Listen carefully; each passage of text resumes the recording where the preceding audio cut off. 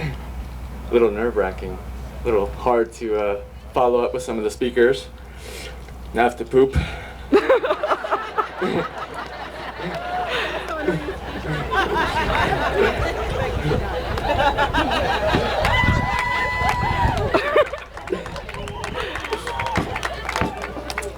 Yeah, my story's a little graphic. There's a pre-warning. It's just the beginning. First, I want to say thank you to my fellow cronies from Austin, Texas, who are some of the most badass people to train with this season. I tip my hat, I tip my pants to you, all of the above. Thank you very much. It's been an honor. To kind of go into my story, my Crohn's story actually begins with my cancer story. In February 2008, I was diagnosed with Hodgkin's lymphoma. I noticed a small bump on my neck. I didn't think much of it originally. After some gentle and not so gentle persuasion, I finally did go in to see a doctor to have it checked out. After a lot of poking and prodding and biopsies and blood work, in early May of 2008, I received the diagnosis. I had never expected the diagnosis of cancer at 24 years old. It was definitely a surprise, to say the least. I also could have never imagined the kind of pain and fear that went along with the treatments that I had. I did about 7 months of chemotherapy and about a month of radiation. Truthfully, there was many times that I thought I might not come back from it. I just got horrifically sick and spent lots and lots and lots of time in the hospital over that period. And to be honest, there was also times where I was just kind of done, where I said, I'm going to throw in the towel and this is going to be it, and this isn't worth it, and there's no guarantees. So,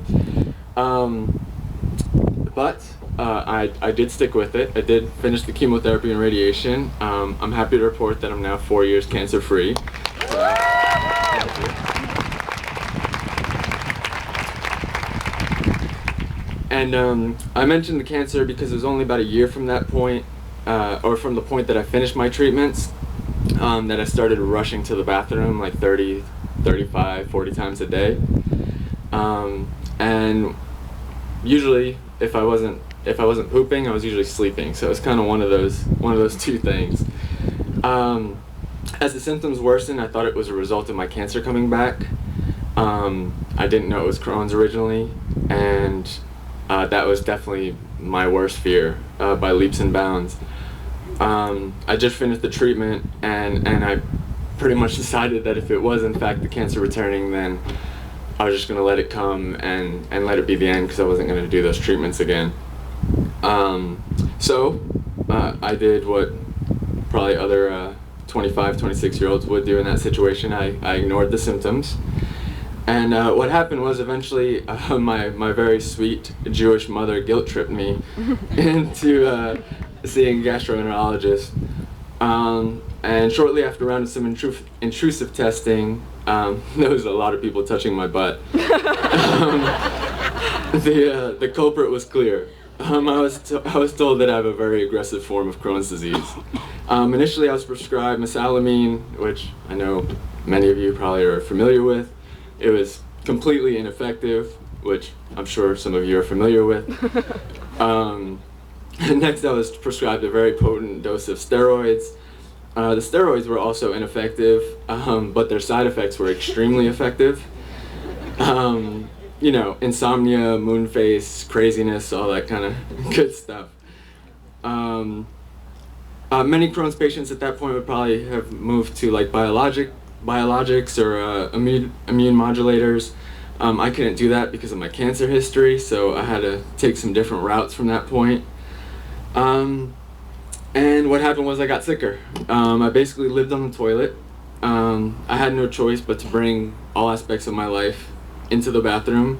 I did work calls on my cell phone while sitting in the toilet, or on the toilet, not in the toilet. That would be gross.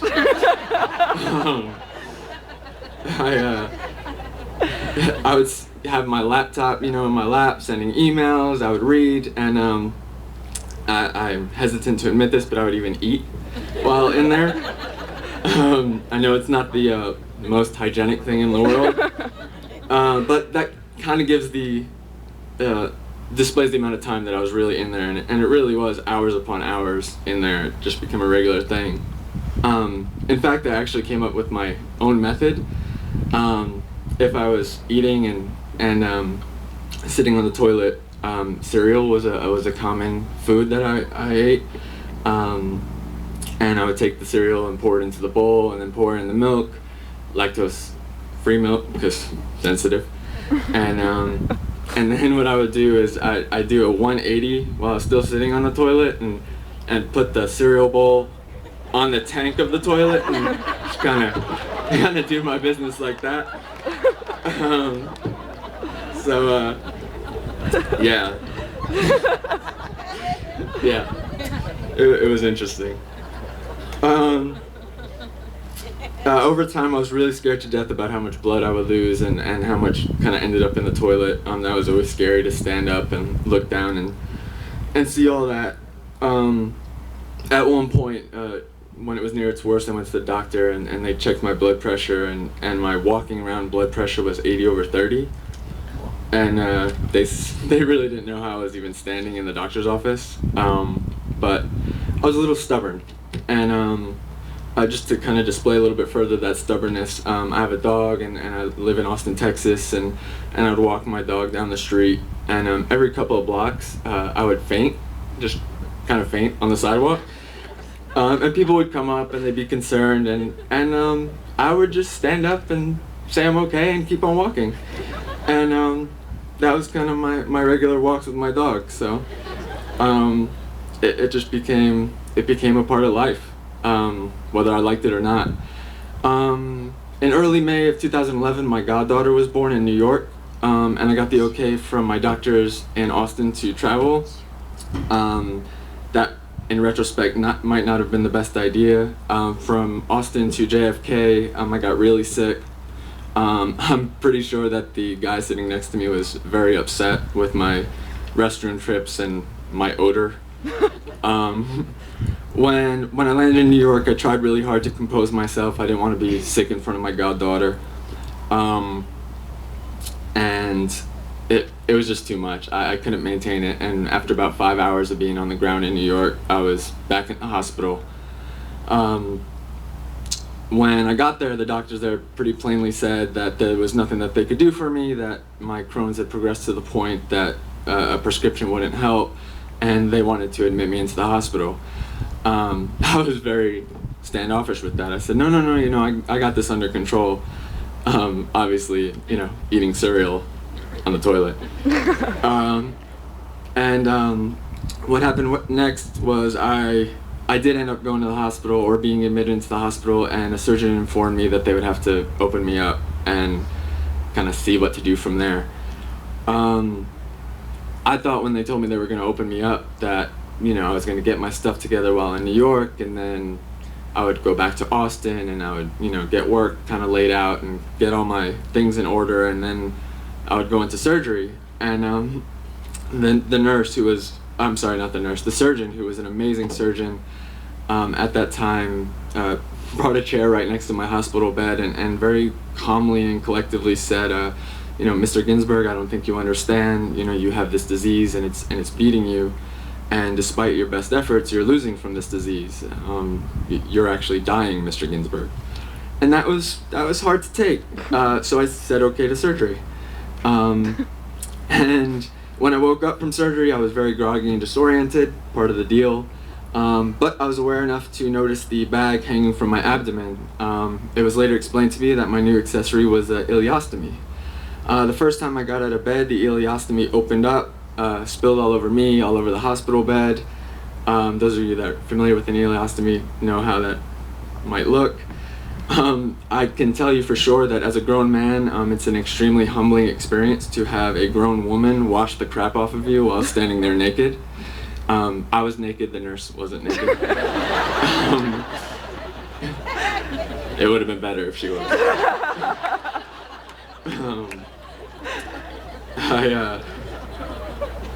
I was in the hospital for about 2 weeks on that go-around. It was a difficult time, to say the least. To be honest, I thought of suicide. All the medications were really messing with my head. I remember vividly, I was on the 9th floor in this New York hospital, and my mother was sitting next to me in a chair, or laying next to me in a chair, and she would sleep.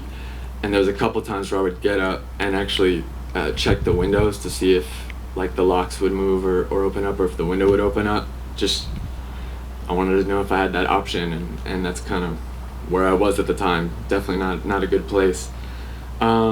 Despite having the ileostomy, the pain continued, but all I could think about was getting out of the hospital. Being in the hospital was making me crazy. So the first opportunity I had, I did leave. And when I did leave the hospital, I was only out of the hospital for about 2 hours before this wave of pain hit me, unlike anything I'd ever felt before. It turned out, after returning to the hospital, that it was a blockage in my system, and that the bile had backed up in my system and was in fact poisoning me. And what they did for that, which was very kind of interesting and kind of biology, I suppose, was they stuck a hose down both of my nostrils and then kind of turned on the vacuum and took the bile out the other way. And I sat there for about 3 days like that, just kind of stuck to the machines and a kind of medicated coma of sorts. After another week in the hospital, I was paroled for the second time. After a couple days of being out, I decided to take a walk around the city because I was in New York, and even though the plan wasn't for me to be there that long, I decided to take the opportunity, and I was feeling a little bit better. The problem was the ileostomy, though. I hadn't gotten used to it. What I did realize is that when I would empty it or change it, I tended to leave like splatter spots in whatever bathroom I was in, which I'm sure was very much appreciated by restaurants and everything. So what I would do is I would, walk around New York and I would eat, and I was very excited to eat because I hadn't eaten in a long time. And the bag would, fill, and then it would fill some more, and then it would fill a little bit more. And before I knew it, I would be walking around New York with kind of the nastiest, smelliest, most vulgar water balloon in history. And eventually I returned to Austin. What was supposed to be a 5-day trip in New York turned out to be a month and a half. At home, I isolated. I experienced debilitating depression. I was sick and tired of being sick and tired. I didn't know how to crawl my way out of it. After a few months home, I went back to New York to actually have the ileostomy reversed. When I returned to Austin, the depression and isolation continued. I couldn't take it anymore. I was just mentally, spiritually, emotionally pooped, pun intended. It just so happened that one of my coworkers at the time had a best friend who also had Crohn's disease. So I was invited to a fundraiser / dinner to raise money for Team Challenge and CCFA. While there, I had a chance to meet the endurance manager for Austin, Meredith, and one of the coaches, Megan. And they both told me about Team Challenge, and I had no interest in running at all. And Meredith asked me if she could contact me before the next info meeting, and I said sure, knowing I wasn't going to run. And I decided to go to the info meeting anyway. In retrospect, it was probably one of the best decisions I made in a long time. At the meeting, I had an opportunity to speak more with Meredith and Megan about Team Challenge, and they definitely got my attention. I told them I've never run before, my health is questionable, and they were extremely supportive. They were kind of there step by step. Choosing to become a part of Team Challenge and run in Las Vegas was the second good decision that I made, but I was scared to death. I'd never run before, and I never raised money for a cause before. My health did get better, but it was inconsistent. The first practice run I had with Team Challenge, I was barely able to walk 2 miles, so 13 seemed impossible at the time. There were a lot of very important things I learned about running along the way. Learning lesson 1 was that running shorts and basketball shorts are not the same. I chafed in places I didn't know that you could chafe. Learning lesson number 2 was that the correct running shoes, like what was mentioned, can make all the difference in the world. Learning lesson number 3 was that if I don't hydrate, I pass out, especially in Austin heat. And that's just kind of part of the deal. Besides the trainings, the connections I made with the other members of the team were and are priceless. I could finally talk about my disease and be understood. I got questions and feedback, not just confused nods of the head. In effect, TC was instrumental in taking me off the ledge. With Team Challenge, I met some of the funniest and real people ever. In early December, this past December, I went to Vegas to run my first half marathon. I was lucky enough to share a hotel room with Coach Paul, who's another coach for Austin. I'm proud and pleased to say that Paul was a perfect gentleman when we shared the room, and so that was good. And my plan for the race was I had hoped to finish in less than 3.5 hours. In fact, I finished in less than 3 hours, so I definitely did better than I thought I would. Thank you. With Team Challenge, I was definitely never the fastest on the team. I never raised the most money, but I did feel like I was part of something. I felt like an important part of the team, and I felt like I was having an impact on people. Near the end of the race, I did start to lose my stamina. The last 2 miles were rough, but sure enough, Coach Paul and Coach Megan were there to make sure that I finished. I'm pretty sure that they would have carried me across the finish line if that's what it came to. Las Vegas was the most fun that I'd had in nearly 5 years, and that's the truth. Since first getting the cancer diagnosis, it was pretty hard times from that point forward. By the time Las Vegas was over, my cheeks hurt from smiling so much. Besides coming home, not those.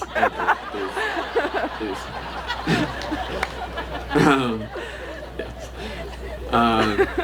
Besides coming home with a medal for completing the half marathon, I also received a special team award for best booty, which I was extremely proud of.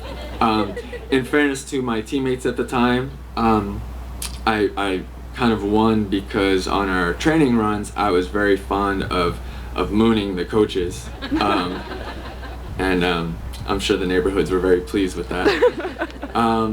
After Las Vegas, Meredith asked me to be a mentor for Napa Valley, and I couldn't have said yes fast enough. It's been an honor and definitely a whole lot of fun, to say the least, to be a mentor with Team Challenge.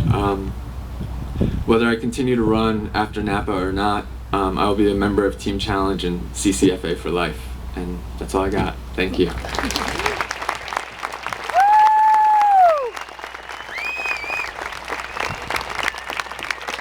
Michael Ginsberg.